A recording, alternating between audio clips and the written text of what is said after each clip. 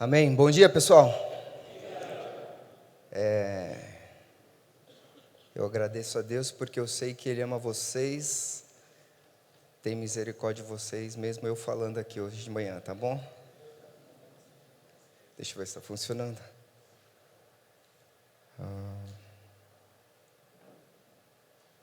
Tá, só uma coisa mais didática que eu gosto de fazer todas as vezes que eu começo. A gente fala muito sobre legado, de vez em quando é bom dar uma... Eu sei que muitas vezes a gente nem usa mais o dicionário, mas é importante a gente de vez em quando fazer algumas coisas para não perder alguns detalhes. E dentre as coisas que o dicionário fala sobre o legado, eu pego duas que falam assim, é um bem ou missão que é confiada a alguém. Ou também, a última parte, o que é transmitido às gerações que se seguem. E é muito interessante que algumas pessoas falam assim, cara, mas legado não é uma coisa que você deixa no fim da vida? Legado não é uma consequência de como a gente vive aqui? Né? É uma forma de pensar, né? Você não tem que se preocupar. Mas em Gênesis 18, quando Deus está falando com Abraão, Ele fala assim, porque eu escolhi para que ordene aos seus filhos a sua casa depois dele, a fim de que guardem o caminho do Senhor e pratiquem a justiça e o juízo, para que o Senhor faça vir sobre Abraão o que lhe prometeu. Deus fez nesse momento, Deus fez uma promessa para Abraão. Mas é uma promessa que ela pode ser cumprida ou não. Por quê? Mesmo Deus fazendo isso. Porque existem algumas consequências. Existem algumas coisas que nós precisamos fazer antes disso. A gente precisa fazer a nossa parte.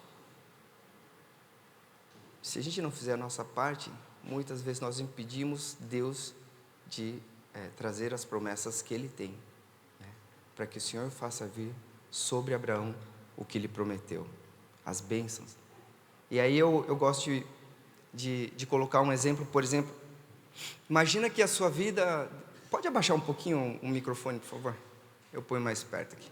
Imagina que a nossa vida, se a gente falar assim do legado, você fala assim, eu sou pai, eu tenho um legado. O meu legado é um terreno que eu tenho do lado da minha casa. Se você falar assim, bom, o terreno está lá, eu vou deixar lá, quando eu morrer, o terreno vai ficar para o meu filho. Agora, se você não fizer nada com o terreno, está tudo bem, né? O que acontece com o terreno que está ali? Terreno baldio, exemplo, alguém tem terreno baldio do lado da casa, já viu? Se você não fizer nada, alguma coisa acontece. Se você não plantar nada, você fala, não vou plantar nada para o meu filho, ele que se vire quando ele crescer. Mas, se você não fizer isso, alguma coisa vai acontecer ali. Vai nascer mato, vai nascer, eu costumo falar assim, vai nascer lixo, pneu, carro velho até nasce ali de vez em quando, né? Se você não cuida, alguém se incumbe de cuidar para você. E se você não toma uma providência, o mundo vai tomar para você. Assim é o legado que você vai deixar. Se você não fizer nada, o mundo vai fazer por você. Normalmente a gente não vai gostar do resultado. Então, a consequência da nossa vida, ela vai depender da nossa intencionalidade. E aí eu falo assim, bom, tá bom. Se eu sei que eu preciso fazer alguma coisa com o meu legado, né, o que eu tenho que fazer? Aí eu vou colocar algumas coisas. Antes da gente fazer alguma coisa, a gente precisa saber como é que a gente está, como é que o nosso meio ambiente está, onde nos encontramos. Ai, desculpa, eu estou meio alérgico, viu, gente?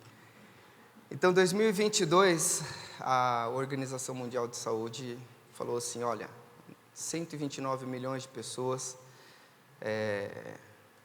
entraram em depressão ou ansiedade, e isso um aumento quase de 30% em um ano. Época de praticamente pós-pandemia. e também é um tempo que as pessoas têm falado que a ansiedade é o mal do século, para a gente ter uma ideia, né?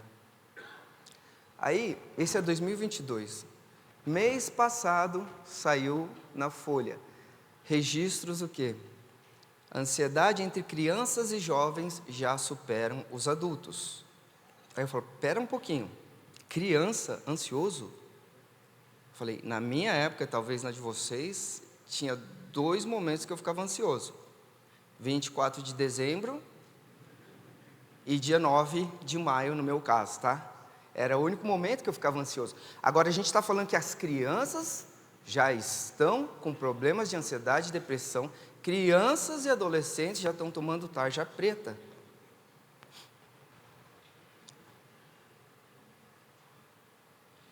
Dá uma olhada, eu não sei se vocês conseguem ver. Vou começar por aqui, ó. Esse aqui são dos adultos, né? Então, de 2013 a 2023, são 10 anos.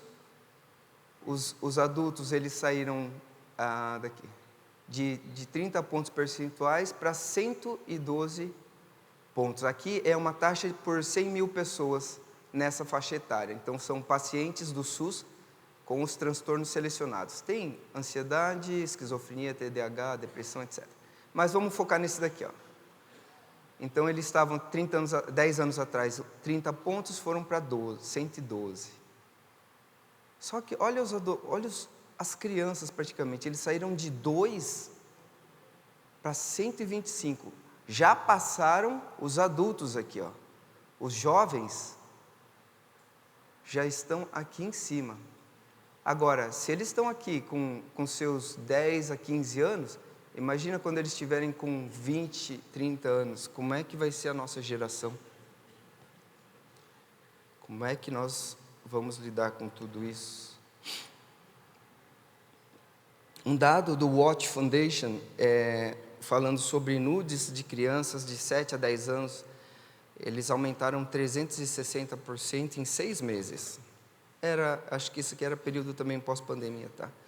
Mas qual o problema? Crianças brincando com celular, brincando com tablet, tiram umas fotos inadequadas. Então, 20 mil fotos inadequadas, porque a gente muitas vezes solta o celular, o tablet na mão de uma criança, ela vai brincando, está dentro de casa, não sei o quê, e acontecem essas coisas, né?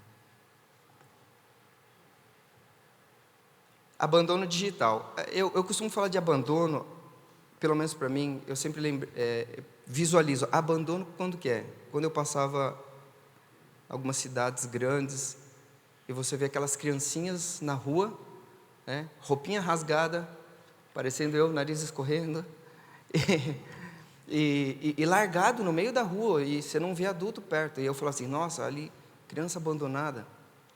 O problema hoje é que as crianças são abandonadas, a diferença é que elas têm casa agora. Elas têm casa, elas têm quarto, mas elas estão abandonadas dentro das suas casas. E aí a gente fala assim, são filhos órfãos de pais vivos. As crianças têm perambulado pelo mundo digital, sem proteção, exposto a todos os tipos de perigos que a gente, às vezes, nem conhece no mundo digital. Nativos digitais, não sei se vocês já ouviram falar, isso aqui é da BBC News, né? Colocou algum tempo atrás. Os primeiros filhos que têm, a terem o QI inferior aos dos pais. Olha que interessante, todas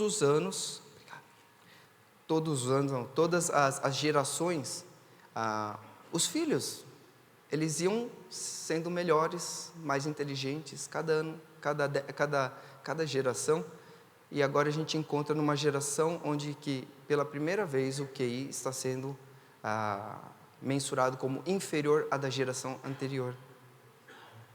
E aí isso foi documentado, é uma tendência documentada na Noruega, Finlândia, França, Dinamarca e Holanda. Países considerados como, muitas vezes, países de ponta na área da educação. Jovens, vou pedir uma licencinha aqui só, bom. Jovens, olha que interessante, esse também é uma pesquisa do Next Move, um pessoal americano, que eles levantaram por que os jovens estão deixando as igrejas. E aí eles fizeram uma pesquisa e eles viram que 3 razões principais. Os jovens veem as igrejas como, primeiro, irrelevante. Eles acham que o ensinamento é ultrapassado, confuso, que a igreja é desamorosa, que ela não se preocupa com os outros, com os que são diferentes, e que muitas vezes a igreja não é autêntica, procura manipular. E se a gente subir um pouquinho a faixa etária, aqui atrás está falando assim, bom, casamentos duram cada vez menos no Brasil, 16 para 13 anos caiu a média. E sabe o que eu sinto quando eu começo a ver uma coisa dessa? Quando eu estou aqui nesse momento, assim, sabe o que eu sinto? Eu sinto como o da Atena. Brasil, como é que é? Brasil urgente? Só mostrando desgraceiro, eu estou me sentindo o da Atena aqui, cara. Coisa ruim, caramba. Espera aí.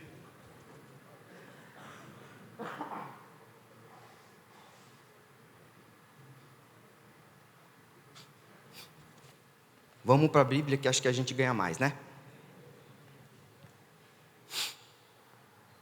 Tá bom. Crônicas, queria falar um pouquinho sobre Crônicas 2, de 14 a 15. A Bíblia fala sobre o rei Asa. E no versículo 2 fala: Asa fez o que era bom e certo aos olhos do Senhor. Asa, ele fez o que era certo, ele ordenou que o seu povo buscasse a Deus, obedecesse as suas leis e os seus mandamentos. E aí, por causa disso, o Senhor abençoou o povo de Judá. E eu coloquei, não sei se vocês conseguem enxergar, está um pouco pequeno, mas uma foto, né, de um exército. E existia um tempo, uma das maiores vitórias que o rei Asa teve, foi quando um exército se levantou contra o povo de Judá. E foram mais de 1 milhão de guerreiros. Mais de 1 milhão de guerreiros contra o povo de Deus. Mas naquele momento, Asa confiou inteiramente em Deus. E foi quando Deus trouxe o livramento. Foi um milagre, né? E nesse capítulo também fala que, além das guerras, outros problemas existiam. Então, problemas afligiam os habitantes de todas as terras. E eu começo a pensar, às vezes, naquilo que eu mostrei para vocês antes. Algumas coisas têm acontecido agora. Está certo que a guerra ainda não está tão perto da gente, mas a gente nunca sabe o que pode acontecer com essas bipolaridades que têm acontecido. Então, nós também temos, em termos guerra, nós temos problemas que afligem todas as nações. O que eu passei aqui no começo, embora eu falei algumas coisas, Brasil, vocês sabem que isso aqui é nível mundial. Depressão, ansiedade já na geração mais nova, não é só Brasil, não. São vários países, filhos órfãos, de pais ausentes, qualquer lugar tem. Abandono da igreja, não preciso falar. E destruição de casamento, vocês com certeza já têm noção disso. Agora, o rei Asa, ele começou muito bem a sua vida. Ele começou confiando em Deus. Mas no capítulo 16 em diante, começou a se distanciar daquilo que era o seu ponto forte. E começou a confiar naquilo que não era em Deus. Ele começou a confiar mais no braço de homens, né? Então, uma coisa que eu queria falar hoje, mais importante do que o começo, é o fim. A gente pode lembrar os 2 ladrões ao lado de Jesus, muito melhor do que o começo, foi o fim de pelo menos de um deles, não é? Então, diante de tudo isso que a gente tem visto né? O que é que nós vamos fazer a respeito? Qual é o nosso posicionamento como homem diante das coisas que têm acontecido? Quem é pai aqui? Levanta a mão, por favor. Ou eu vou fazer o contrário só para ver. Quem não é pai? Tá bom, ok. Depois eu falo para vocês também um pouco. Eu queria falar um pouco sobre o livro. Tem um livro, não é propaganda, mas é que eu quis colocar aqui. E nós temos ali o livro chama A Crise do Menino. É um livro que apresenta dados reais de uma... Você tem... Tá bom. Agora está aqui, ó. Agora é propaganda. Ele é um livro que apresenta de dois pesquisadores. Um deles era o Dr. Warren Farrell. Ele foi considerado um dos 100 formadores de opiniões mais influentes do mundo. O outro é John Gray, que escreveu um livro que fala Homens são de Marte, Mulheres são de Vênus. E nesse livro, né, eles fizeram várias pesquisas e fizeram um compilado dos resultados, mostrando o benefício de ter o pai por perto, o pai homem. A diferença das pesquisas foi que ele falou assim, quando o pai está perto, acontece isso, isso, isso. Então eu vou mostrar para vocês agora.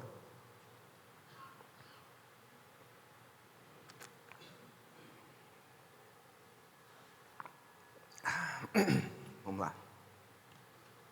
Quanto maior for a frequência na visita do pai ao hospital para ver o seu bebê que nasceu prematuramente, mais rápido a criança recebe alta e melhor é o desenvolvimento sociopessoal e a capacidade de adaptação do bebê.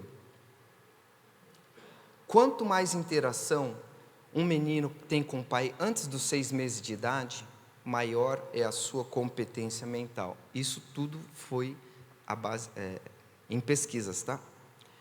Quando o pai tem um contato positivo com os filhos durante os primeiros 2 anos, a criança tem tem menos sinais de comportamento descontrolado e indesejado. Aí eu fico pensando às vezes, nossa, a gente vê umas criancinhas no mercado, no restaurante, se estribuchando no chão. Eu falo, estou achando que esse pai não passou muito tempo com o filho. Faz parte das pesquisas aqui.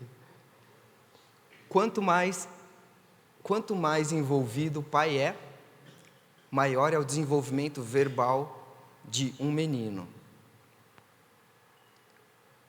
Estudantes oriundos de famílias cujo pai é presente têm notas mais altas em matemática e ciência, mesmo quando vêm de escolas mais fracas. Eu estava lendo isso aqui para o meu filho.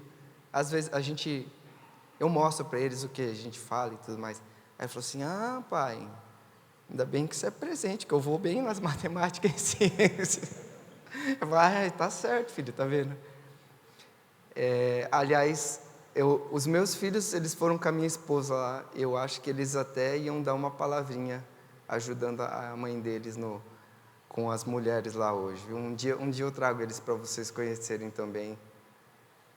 Cadê o Marcos? Né, Marcos? Ontem minha filha veio aqui, ela olhou tudo isso aqui em volta, ela falou assim, pai, é aqui que a gente vai palestrar? Eu falei, não, filha, você vai falar lá no IDF. Aí ela, eu queria fazer aqui. Gente, é muito bom ter filho. Quem não tem filho, fica a dica aí um dia. Bem certo, viu? Não é ter filho de qualquer jeito não, viu? Bom, estudantes... eu já li isso aqui. O envolvimento paterno é pelo menos 5 vezes mais importante na prevenção do uso de drogas. Isso aqui é muito importante. 5 vezes mais importante na prevenção do uso de drogas do que o quê? Do que a proximidade com os progenitores, ou é mais forte do que as regras parentais que os pais colocam, é mais importante do que a confiança nos seus pais, ou a severidade dos pais, ou o gênero da criança, ou a sua estima ou classe social. 5 vezes mais importantes na prevenção do uso de droga. A gente acha que pai às vezes não é nada, né? Eu coloquei aqui aquela primeira que fala que quando o pai vai ao hospital, vê o seu filho prematuro, e a gente acha, nossa, eu vou lá, a criança nem vai me ver, não vai, eu estou cheio de coisa para fazer, e a gente não vai visitar o nosso filho. Mas, cara, os filhos, eles são realmente sensíveis, e isso acontece. Então, se você acha que eu vou lá para nada, não é isso. A nossa vida tem algo que Deus colocou no homem, que é só do homem, e faz parte da nossa vida, e a gente tem que saber utilizar bem. Um estudo entre meninos, com um histórico similar, revelou que por volta do 3º ano do fundamental, aqueles cujo pai era presente, acertaram mais questões em todos os testes de desempenho e receberam notas maiores.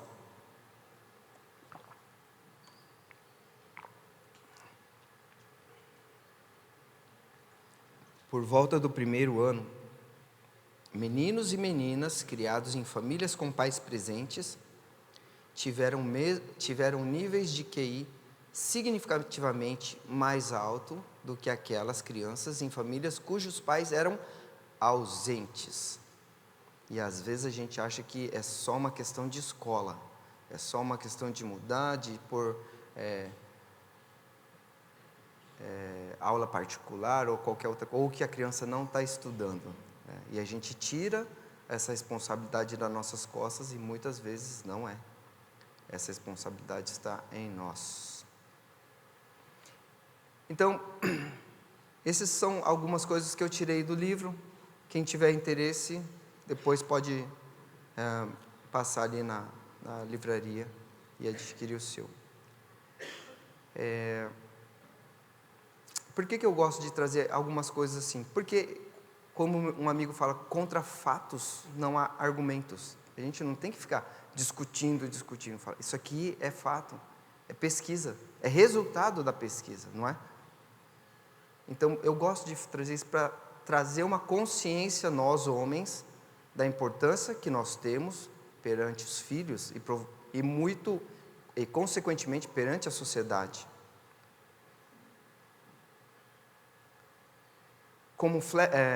Salmo 127, como flechas na mão do guerreiro, são os filhos nascidos na juventude. Você que é pai, e às vezes você tem mais de um filho, né? Então você sabe que cada um dos seus filhos é diferente. Eu tenho 4, mas nenhum é igual ao outro. Aquele negócio que é tudo farinha do mesmo saco, não se aplica. Mesmo que seja do mesmo, né? Entenderam? É para ver se vocês estão acordados, gente. Para ver se vocês estão acordados.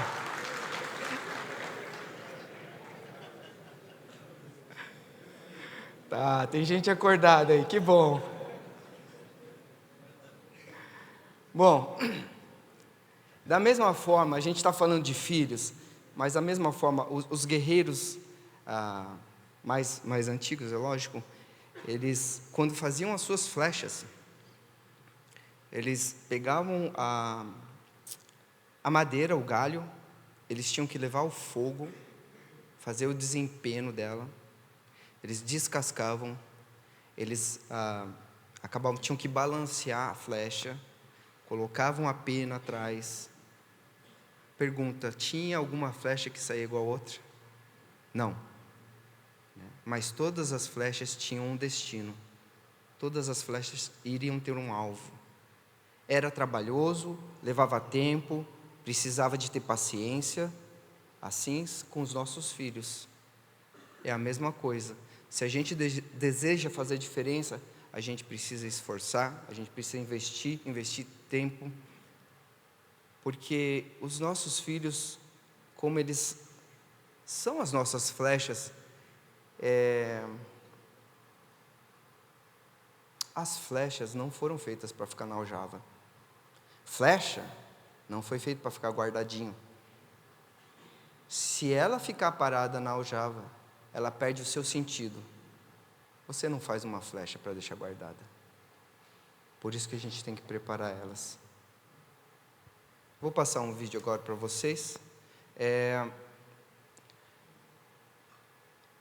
Eu não sei se vocês sabem, mas a nossa família é uma família empresária e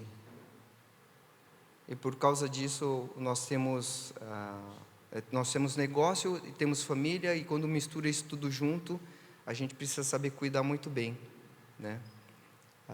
Uma das coisas que a gente tem feito é um evento com a família toda, uma vez por ano, para a gente trazer, porque nem todo mundo trabalha na empresa, nem todo mundo tem a cabeça de negócio, mas eles são sócios, eles são família. Então a gente traz para falar de muitas coisas, alinhar estreitar e alinhar relacionamentos da família.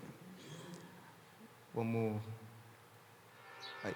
Quando nós da terceira geração recebemos a missão da segunda, né, e recebemos a liderança desse grupo, uma coisa que nós fizemos um voto foi de que a gente teria a missão de expandir, aumentar, né? A gente queria chegar no fim de 2048 com muitos desafios, muitas oportunidades, muita vontade, um legado ainda maior e mais bonito. Vocês lembram disso?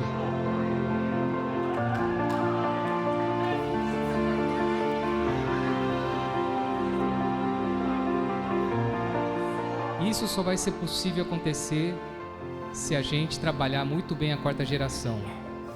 Porque, como diz muito bem aquela frase, não existe sucessão sem sucessor. Esse acolhimento, esse é um momento importante para nós, porque nós estamos, a partir desse momento, intencionalmente começando a preparação dessa próxima geração, a quarta geração, né? Nós estamos nesse evento dando início à formação. Nós queremos, através de um ato simbólico, dizer para todo mundo da quarta geração, não é? Que eles estão sendo acolhidos, são muito bem-vindos, são muito queridos na família maior.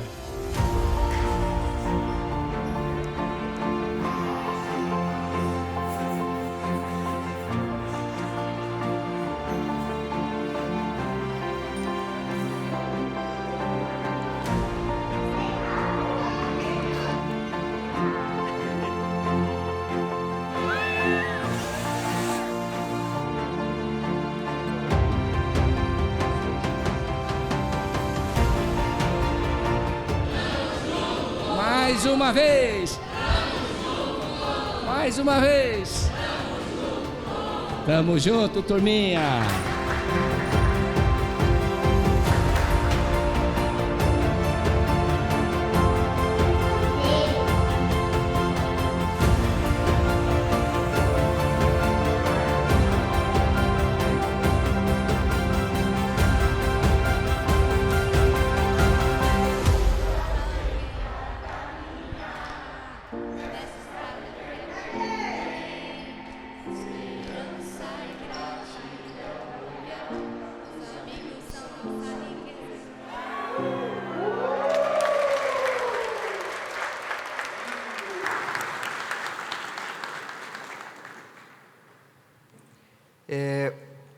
Como empresa familiar, nós hoje estamos com 76 anos de empresa, e algum tempo atrás a gente falou assim, até onde a gente quer chegar? Pensa, pelo menos até os 100, né? Eu falei assim, tá, mas como é que a gente quer chegar aos 100 anos? E essa foi a pergunta que a gente fez. E a partir daí, então, começaram a surgir várias ideias. Como nós devemos trabalhar a nossa família para que a gente possa chegar aos 100 anos de maneira forte, de maneira unida, né? Vocês viram aqui, são 28 crianças da quarta geração, né? E esse vídeo em específico nós dedicamos à quarta geração. Nós fizemos atividades exclusivamente para poder trazer eles mais perto, passar para eles o legado que nós temos recebido, os valores que Deus tem nos dado, e principalmente trazer o acolhimento dessas crianças, desses jovens, para dentro da família e da empresa, né? Então vocês viram que nós tivemos momento para abençoar, para que um dia, se for da vontade de Deus, que um dia eles possam assumir isso. E que quando a gente chegar aos 100 anos, né, Cristo continua a estar no nosso meio. Essa é a importância da gente poder ser intencional nas coisas. Deuteronômio 6. Repita-as com frequência a seus filhos. Converse a respeito delas quando estiver em casa e quando estiver caminhando, quando se deitar e quando se levantar. Que horas que é para ensinar os filhos mesmo? O tempo todo. O tempo todo. É isso que a gente precisa fazer com os nossos filhos. O tempo todo. E nós temos aprendido com o Craig Hill a importância de abençoar os nossos filhos semanalmente. Os judeus já fazem isso no seu Shabbat, né? E nós temos visto como é importante fazer isso. Eu não sei se vocês têm essa prática, mas esse é um tempo onde nós chamamos os nossos filhos, e é interessante, porque um de cada vez, tá? A gente chama um de cada vez, senta na nossa frente, olho no olho, e a gente fala assim, a gente começa: filho, tem alguma coisa que papai fez ou a mamãe que deixou o seu coração triste? Tem uns que já vêm rindo, porque já sabem que tem um monte de coisa para falar. Você também, não sei o quê. E esse é um momento que a gente deixa os filhos falarem, e nós simplesmente pedimos perdão. Não é momento da gente falar assim: filho, mas papai avisou que isso e não sei o quê, e não sei o quê. Não. Aquele é um momento que a gente precisa criar conexão e deixar um caminho aberto para os nossos filhos falarem conosco. Pai, eu não gostei disso. Por mais que a gente tenha razão, nós estamos certos, mas ali não é momento de se justificar. É um momento de simplesmente deixar a criança falar e pedir perdão. Então, a gente tem feito isso e é muito interessante. Algumas semanas, a vida é corrida, a gente passa, tem semana que a gente fala assim, cara, chega na quinta-feira, a gente fala assim, meu Deus, está terrível. Nem eu, nem minha esposa, a gente aguenta tanta briga dentro, briga fora, implicação na escola. A gente, muitas vezes, olha e fala assim: amor, semana passada a gente não fez a oração da bênção, fez? Não fez.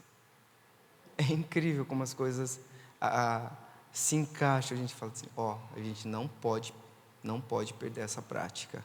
Isso aqui é muito importante para nós. Às vezes passou o horário de dormir, porque os meus filhos dormem 8 horas, era para estar na cama, e 8h30 dormindo, né? Acordam 6 horas. E às vezes está 9, 9h30, 10 horas, e já passou o horário. Mas é muito importante a gente ter essa prática, e essa prática semanal, tá bom? Eu vou falar aqui para vocês, por exemplo, foi numa dessas noites, depois que eu fiz a bênção com os meus filhos, a minha filha, ela tinha 4 anos de idade, eu achei esse vídeo, e eu nem lembrava que fazia tanto tempo assim, 4 anos, agora ela já vai fazer 10, então faz 5, 6 anos atrás, e foi num desses momentos que eu acabei de orar, e ela falou assim: pai, posso orar também? Eu queria mostrar para vocês. O vídeo não é nada profissional igual o outro, tá, gente? Porque nem era para mostrar aqui, mas coisas que acontecem na nossa vida que são importantes de lembrar. E aí eu trago para vocês porque é importante a gente ver que as coisas acontecem, Deus abençoa. Então, aqui eu vou... Pai, que você continue assim,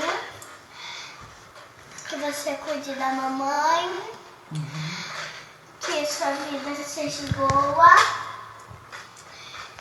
que você seja uma pessoa muito especial para Deus. Amém. E que você, na sua vida, nada esteja ruim. Em nome de Jesus, amém.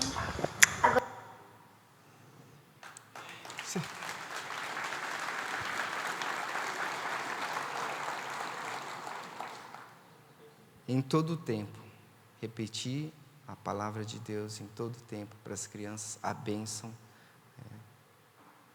isso tem retorno. Essa outra foto aqui é do Benjamin, era um outro dia, mas ele também, aqui só tem a foto, né? Ele resolveu me abençoar depois de ter feito isso. E tem um outro que eu acho até engraçado, que ela fala assim: obrigado porque a gente tem cama e uma geladeira que tem comida para a gente comer. Agradecendo a Deus todas as coisas. É tão bonito ver as crianças, elas são puras, elas não têm que ficar escondendo, falando coisas. Então é tão gostoso a gente perceber que Deus está fazendo, algo está sendo incutido ao coração das crianças, né? E eu estou falando de legado, eu falei dos filhos. Agora eu queria tomar uma outra direção. Tomar uma outra direção no sentido que também todos que estamos aqui somos filhos. Nós somos filhos, nós somos tesouros de Cristo. Foi por nós que Deus investiu tudo o que Ele tinha. Ele deu o que era de melhor e Ele enviou Cristo aqui, para que a gente pudesse ser filhos do Deus vivo. O Senhor não desamparará o seu povo, jamais abandonará a sua herança. Quando nós aceitamos o Senhor quando nós aceitamos Jesus como Senhor e Salvador, o nosso DNA é alterado. Agora, o nosso DNA não é mais aqui da terra. Nós somos a herança do Deus vivo. Amém? Amém. Vamos lá. Salva o teu povo. Abençoa a tua herança. Cuida deles como pastor e conduze-os para sempre. Essa herança, irmãos, somos nós, os filhos. Outro versículo fala: a herança do Senhor são os filhos. E aí não é do Senhor Giro, que é igual meu pai, Senhor, é do Senhor Deus mesmo. A herança dos filhos, a herança do Senhor são os filhos. Então, o que eu estou querendo trazer um pouquinho agora, é que nós somos, como temos falado aqui, nós somos os guerreiros, nós fomos colocados por Deus como guerreiros, e nós temos os filhos, e aqueles que ainda não têm filhos, um dia vão ter filhos. É uma boa hora para os solteiros falar amém, mas tudo bem, talvez não estão tão acordados assim.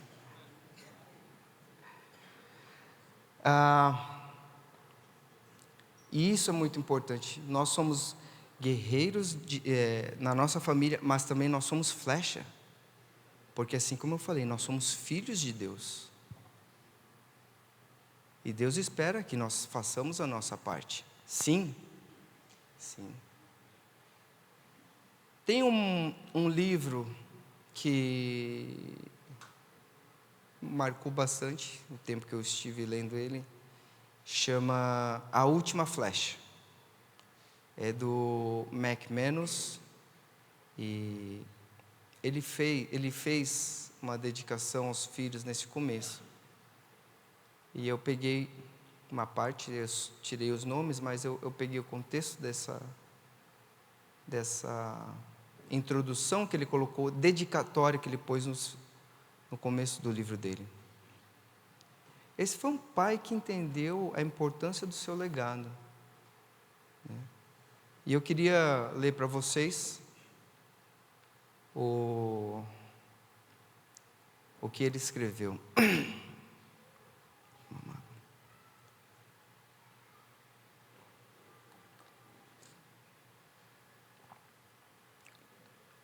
Eu queria ler essa essa dedicatória que o McMahon nos fez, mas é como se fosse uma palavra, a palavra de Deus para cada um de vocês.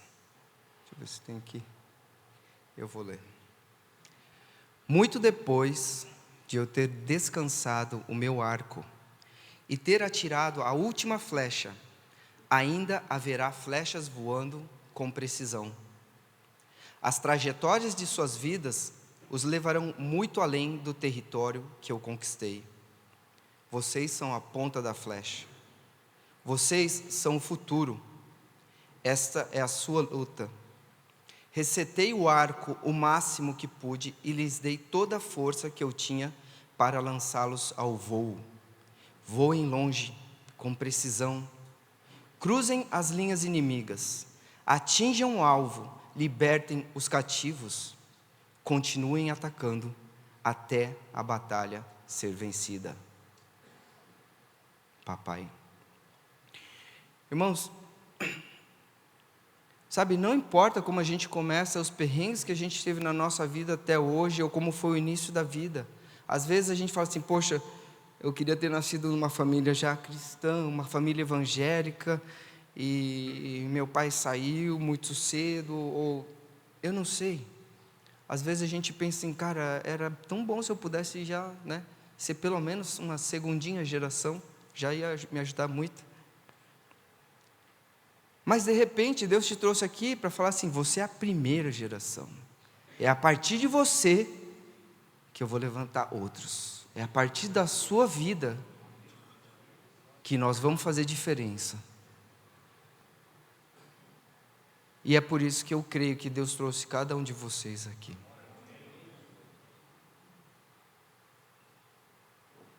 Eu vou ler mais uma vez. Muito depois de eu ter descansado o meu arco e ter atirado a última flecha, ainda haverá flechas voando com precisão. As trajetórias das suas vidas os levarão muito além do território que eu conquistei. Vocês são a ponta da flecha. Vocês são o futuro. Esta é a sua luta.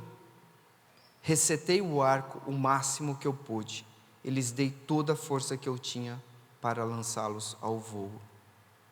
Voem longe, com precisão. Cruzem as linhas inimigas, atinjam o alvo, libertem os cativos. Continuem atacando até a batalha ser vencida. Que Deus abençoe cada um de vocês, que nesses dias o Senhor possa tocar o coração de cada um, que a gente possa continuar e continuar juntos. Mais forte do que estar sozinho é a gente estar em unidade entre irmãos. Então queria agradecer esse tempo, pedir que Deus continue fazendo a obra e que a gente lute até o final, até o dia que o Senhor nos chamar. Amém? Deus abençoe vocês.